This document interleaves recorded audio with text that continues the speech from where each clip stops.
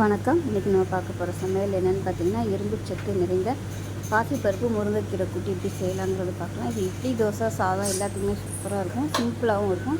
வாங்க எப்படி செய்யலாங்கிறத பார்க்கலாம். ஒரு பேன் எடுத்துக்கலாம். இதில் வந்து நல்ல ஒரு 3 டீஸ்பூன் அளவுக்கு எண்ணெய் விட்டுக்கலாம். எண்ணெய் சூடாகவும் 1 டீஸ்பூன் போல் கடுகு உளுந்து சேர்த்துக்கலாம். 1 டீஸ்பூன் சீரகம் சேர்த்துக்கலாம். இது கூடவே 2 வரமிளகாய் சேர்த்துக்கலாம். கருவேப்பிலையில் சேர்த்துக்கலாம்.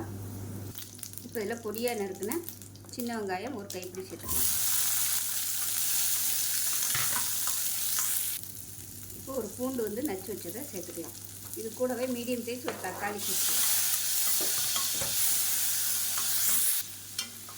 தக்காளி வெங்காயம் ஓரளவுக்கு வதங்க ஆரம்பிச்சிருச்சு. இதில் 2 கைப்பிடி அளவுக்கு முருங்கைக்கீரை கழுவி சுத்தம் பண்ணதை சேர்த்துக்கலாம். சேர்த்து நல்லா வதக்கி வச்சுக்கலாம். இப்போ கீரைக்கு தேவையான அளவு உப்பு சேர்த்துக்கலாம்.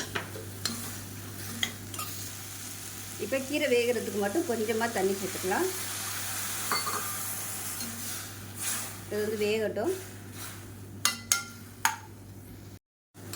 இப்போ பாருங்கள், முருங்கைக்கீரை ஓரளவுக்கு பாதி வெந்துருச்சு. தண்ணி லைட்டாக வத்த ஆரம்பிச்சிருச்சு. இந்த ஸ்டேஜில் ஒரு கைப்பிடி அளவுக்கு பாசிப்பருப்பு நல்லா வேக விட்டு எடுத்து வச்சுருக்கேன். இதை அப்படியே சேர்த்துக்கலாம்.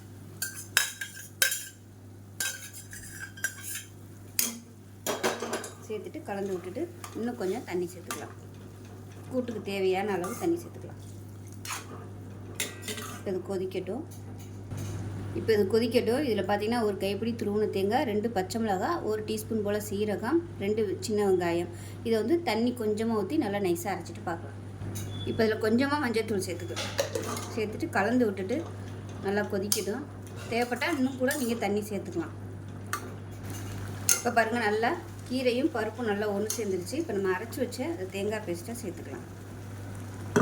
சேர்த்து நல்லா கலந்து விட்டுட்டு மீடியமான ஃப்ளேமில் கொதிக்கட்டும். ரொம்ப ஹையில் கொதிக்க விட வேணாம். இப்போ பாருங்கள், நல்லா கொதிச்சிருச்சு. கேஸ் அமர்த்திடலாம். உப்பு செக் பண்ணி பார்த்துட்டு உப்பு பத்தலைன்னா சேர்த்துக்கோங்க. சூப்பரான முருங்கைக்கீரை பாசிப்பருப்பு கூட்டு ரெடி ஆயிடுச்சு. இதில் பூண்டு வெங்காயம் வேணாம்னாலும் நீங்கள் அதை விட்டுட்டு கூட நீங்கள் கூட்டு செய்யலாம். அதுவும் நல்லாயிருக்கும். ஸோ இதில் வந்து சாதத்தில் போட்டு நெய் ஊற்றி சாப்பிட்டிங்கன்னா தேவாமிரதமாக இருக்கும். செஞ்சு பாருங்கள். செஞ்சு பார்த்துட்டு எப்படி இருந்துச்சுங்கிறத சொல்லுங்கள். வீடியோ பிடிச்சிச்சுன்னா லைக் பண்ணுங்கள், கமெண்ட் பண்ணுங்கள், சேனலை சப்ஸ்கிரைப் பண்ணுங்கள், பக்கத்தில் உள்ள பெல் பட்டனையும் ப்ரெஸ் பண்ணுங்கள். நன்றி.